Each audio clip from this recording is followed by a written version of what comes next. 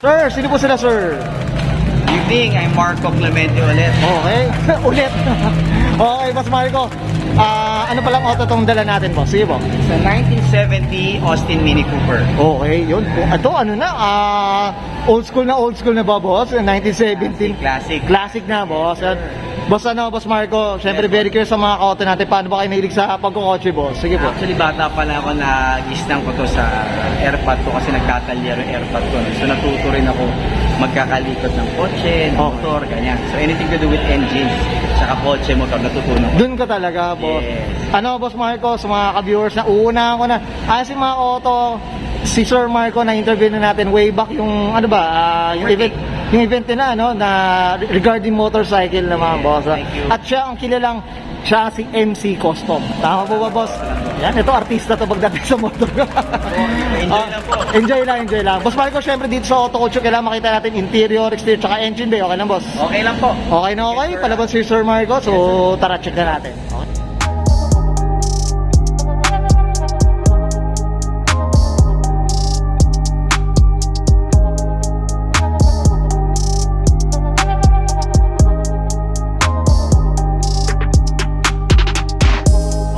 Sir Marco, usapang interior tayo. Anong meron dito, boss? Sige po. Yeah. Well, everything's working, everything is restored. Lahat, may radyo, on-off yan. Okay, yan. Okay, may radios are okay. Everyday ano to pang gamit. So pinangahati din sa school to ng mga bata. Oh, yeah, so may aircon siya, interior okay, side. Basta lahat kung pang daily driven, buong-buo siya. Buong buo, boss. Yes, Kumbaga ito, pwede mong pan-daily. Hika nga. Sabi. Yes po. Yes po, napangahatid po natin to sa baby boy natin kay Elian at saka sa anak ko si Kini. Okay. Panghatid sa school. Ito mga auto, ito, flex lang natin. Boss, yung Pioneer eh, oh. Yung remote old school eh. Old school. 90s boss eh, oh. Yes po. Ayun, Diyos ko. Type ko to, boss, ha. Yes po, maraming salamat po. Throwback na throwback. Tsaka itong aircon, boss. Eh, Yes, no? sir. Okay. Yes, sir. Ito, boss, dito sa mga upuan, ito, ni-restore nyo na, boss. Ay, inayos na po yan. Recaro Enjoy po. Ay, okay. Ito, flex lang natin, boss Mark, yung Sige po. yung likod, ayan. Ayan, okay. Diyos ko. Talagang ang neat, mga kauto. Minimalist lang. Tama ba, Sir Marco, no? Salamat po. Okay. Boss Marco, syempre, okay na tayo dito sa interior. Check naman natin yung exterior, boss. Okay lang? Alright. Okay, so Thank you, tara, check okay, Sir Marco, usapang exterior tayo. Anong meron dito, boss? Sige po. Basically, kung makikita niyo, it's a modern classic look. We placed, nilagyan siya ng Ito, LED na. lights. So, kasi para mas madali siyang gamitin for daily. Oo. Diba? Tapos, naka-wide body rin siya na fairings. Okay. Tapos, basically, chin. Ay, oo, hindi ko napansin yun, ha? May chin din siya. Okay.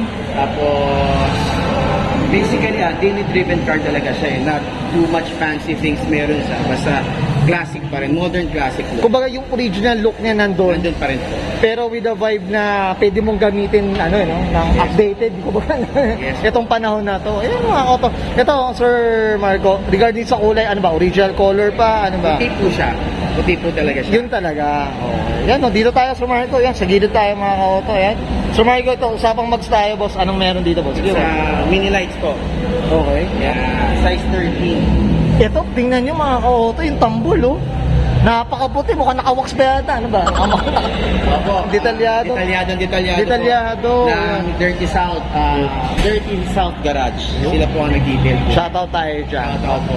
Oh, yeah, boss. Regarding sa mga dinag-detail sa atin, boss. Sige po. Sobrang detalyado po si Dirty South Garage. Okay. At saka, siyempre po, ang bumuo po talaga ng sasakyan na to na kasama natin ay si Old School Mini Garage. Okay. Yeah. Ito, boss, ang shop nito more on mini. Yun ang Yes ano po, nila. si Old School Mini Garage po is more on Mini Cooper. Mini Cooper, yung specialty niya talaga. Yes, po. Okay. Malaki lang po siya. Malaki matutulong nila sa'yo when it comes to Mini Coopers. Oh, shoutout tayo dyan. Pag nagka-mini na si Auto Culture, boss Yes po, Marco. tutulungan po kayo ni Tito Ed. Yan, okay, well said. Ito, boss, yung fairing na ito, yung flaring niya, no? Ano, in additional mo na lang. Yeah, original, ano po yan,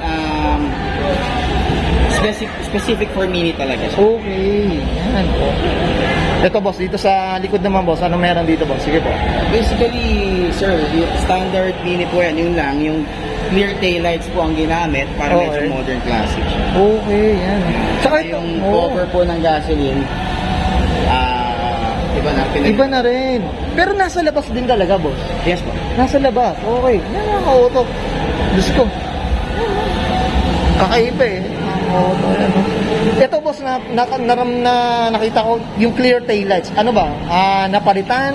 Ano ba? Pinalitan na po yan sa aftermarket parts na po yan for Mini Cooper. Okay. Pero the lights po naman yan is red, yellow, and ano pa rin. Yung buga niya, no? Yung buga niya is yung original red and yellow pa. Yung casing lang po na clear light, taillights na po siya. Okay, well said. Okay.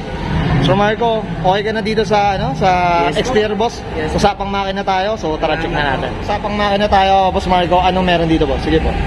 Basically, it's a stock 998 engine ng Mini Cooper. Okay. Minentain ng maayos, nilinis, dinetalye for yun nga, for daily use, di ba? May aircon, compressor, so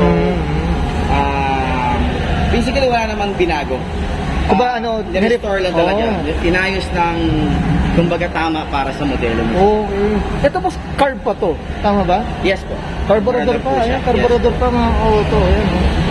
Pero yung itsura niya, parang akala mo, modelong-modelo. Tama ba, Marco? Malinis lang po. Malino. Tsaka healthy engine. Yes, talaga healthy. kailangan. Ito, regarding sa displacement pala, anong displacement pala na ito, boss? 998. Kumbaga, parang 900cc, 900cc, parang halos parang motor yung dating. Halos 1,000cc. Halos 1,000, oo. Yeah, it's 998. Okay, so Marco, okay na tayo sa engine? Okay, yan, thank you. Okay yan guys, nakita natin interior, exterior, tsaka engine bay. Diyos ko, napaka-healthy. Ito, nagtatagaytay pa itong makina na to, tama? Okay, so Sir Marco, dito sa Auto Culture, hindi mawala na tayo. Shoutout tayo, boss. Sige po. Okay, shoutout po tayo again sa Daddy Ever. Maraming salamat sa laging pagtitiwala kay Tito Ed. Okay. School. Kay Dirty South Garage, okay? Sa pag-detail. Siyempre sa family ko, sa laging pagpayag. Ayun, Kay Mrs. sa kay Elian at Kini. Yo. Ayan. Hopefully, na gustuhan din ng mga viewers mo. Yan, well said. Ito, iba yung pag-restore dito sa Mini Cooper ni Sir Marco. Salamat po. Yan, okay na, Sir Marco. Boss, syempre, shoutout tayo sa MC Custom, boss. Syempre, shoutout MC mo. Custom Set po. Kung sakali may tulong din po ako sa pagkakang po motorcycles, just give us a color message lang. Yun, well said. Boss Marco, okay na po? Maraming salamat, Auto Culture. Yes, Sa laging pagsuporta sa mga ganitong events at saka more power sa'yo. Yan, thank you, Sir Marco. Palakihin pa natin ang ating industriya sa motor at sa Sasakyan. sasakyan. Yan, well Good said. luck sa'yo lagi. Yan, thank you, Sir Marco. Lagi. Okay, so guys, this ko na yan, Sir Marco Clemente Vasa na 1970 Austin Mini Cooper, mga kauto, and this is Auto Culture.